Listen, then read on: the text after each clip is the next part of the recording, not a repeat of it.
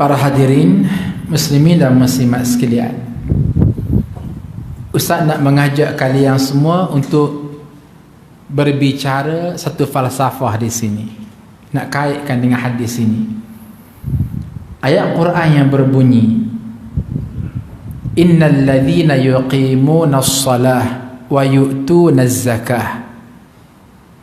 Mereka orang-orang mukmin cirinya apa dia? Mendirikan solat. Yang kedua, menunaikan zakat. Ayat mendirikan solat dan menunaikan zakat ini kerap sekali diulang secara serentak.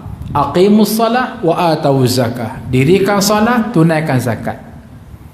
Maknanya apa dia? Wahai orang-orang yang beriman, ataupun ciri orang-orang yang beriman, mereka itu mendiri salat dan menunaikan zakat. Ini terjemahan secara literal nas.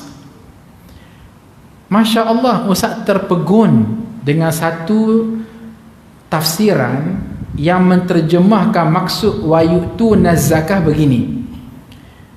Ciri orang-orang yang beriman ialah mereka pertama yuqimunas salah, mendirikan salat, wa yu'tunaz zakah. Cuba tengok terjemahan dia, dan bekerja keras sehingga kaya. Bila kaya dapat keluar zakat. Wah, hebat tu. Bekerja keras sehingga kaya. Bila kaya baru boleh keluar zakat. Sebab mana mungkin kita boleh keluar zakat kalau awal-awal kita tak kaya?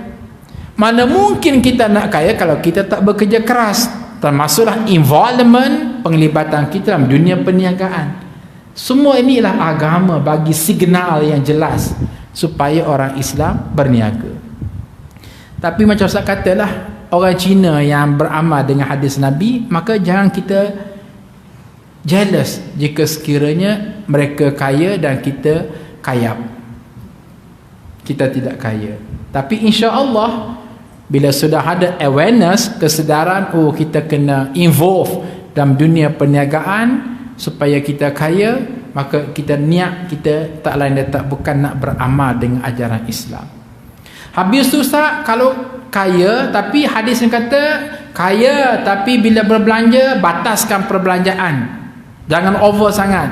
So kaya untuk apa? Hadirin sekalian, kaya ni banyak sebab. Bila kita kaya, kita boleh keluarkan zakat.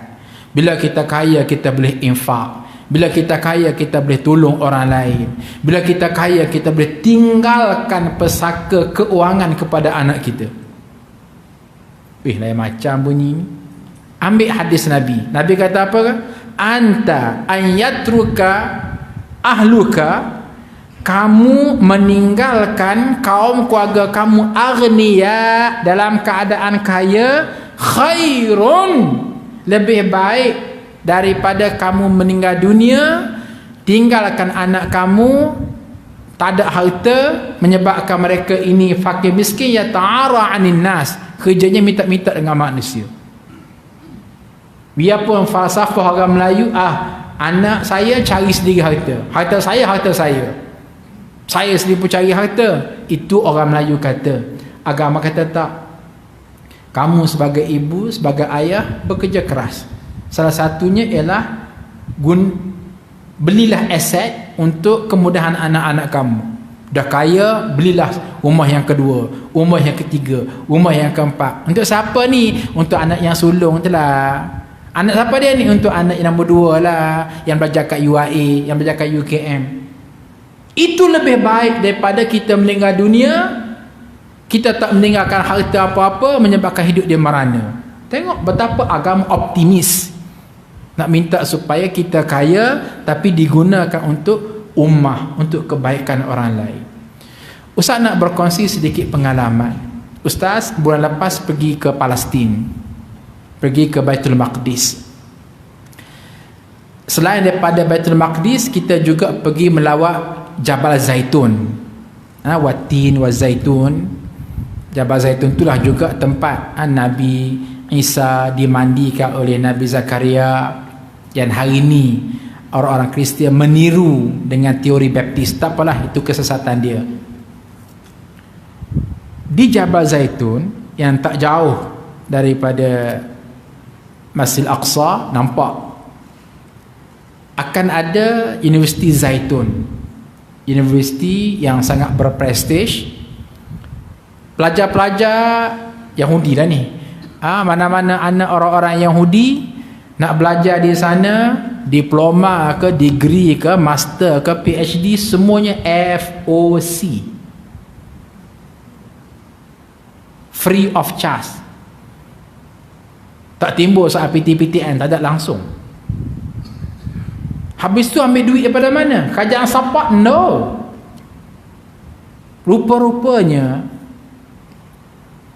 bila kita pergi ke sana, oleh kerana masa tak mengizinkan, nak sambung cerita.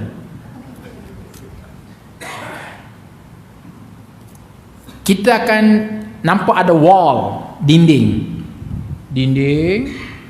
kemudian dia tulis nama-nama orang-orang Yahudi lah, sebanyak 500 penama. Rupa-rupanya penama-penama yang di list down, tertulis kat dinding tu, itu adalah penyumbang-penyumbang yang menyumbang secara tetap, secara tahunan, sejumlah 1 juta USD setahun setiap seorang. Jadi bayangkan ada 500 penama, bermakna ada berapa juta tu? 500 juta. So dengan 500 juta itulah berlakunya modus operandi. Bayar gaji pensyarah, utility, accommodation, apa lagi, yuran pelajar, semuanya FOC, ambil daripada duit yang didonate. 1 juta seorang, 1 juta seorang, USD, bukan ringgit, bukan rupiah, USD secara yearly setiap tahun. Dan lebih menakjubkan lagi, bila kita pergi pula ke tempat lain, pergi ke universiti lain, ada pula 500 penama lain. Pergi ke taman permainan, taman haiwan, zoo negara, ada lagi 500 penama yang lain. Pergi ke badan kebajikan, ada lagi 500 penama yang lain. Bagaimana nak beritahu Yahudi seantara dunia yang kaya raya, mereka ambil komitmen untuk menyumbang 1 juta USD setahun, dan diallocate-kan, ini untuk pembangunan, ini untuk education, ini untuk IT, ini untuk welfare, ini untuk entertainment, ini untuk agriculture, untuk pertanian, whatever. Kata, ya Allah, sebenarnya Yahudi ni diam tak diam, dia tiru produk siapa ni? Ni produk orang Islam ni. Sistem wakaf, sistem awqaf, ini produk orang Islam. Tetapi oleh kerana orang Islam tak beramal, diam tak diam Yahudi yang manipulate, yang beramal dengan dasar yang dianjurkan oleh Islam, maka dia sukses, dia boleh independen. Universiti Al-Azhar di Mesir hidup dengan dana wakaf ummah. Siapakah mereka pernah di zaman kerajaan Jamal Abdul Nasir defisit perbelanjaan, kerajaan berhutang dengan duit Al-Azhar. Kaya tak kaya Al-Azhar?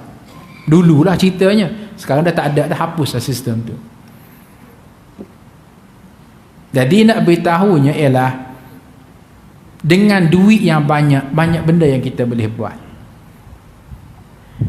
Tunggu lagi nak tally dengan al-iqtisad fi nafaqah. Bukan bermakna dengan duit banyak itu kita boleh enjoy sesuka kita, tak. Tetap kita bersederhana.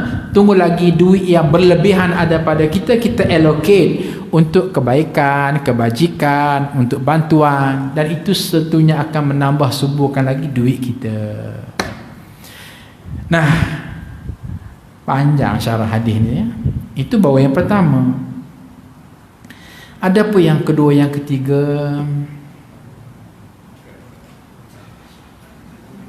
Ya, insya-Allah kita sambung pada bulan depan ya. Cukup sekadar itu saja untuk malam ini. Wallahu ta'ala a'lam. Ada siapa nak timbulkan soalan? Silakan.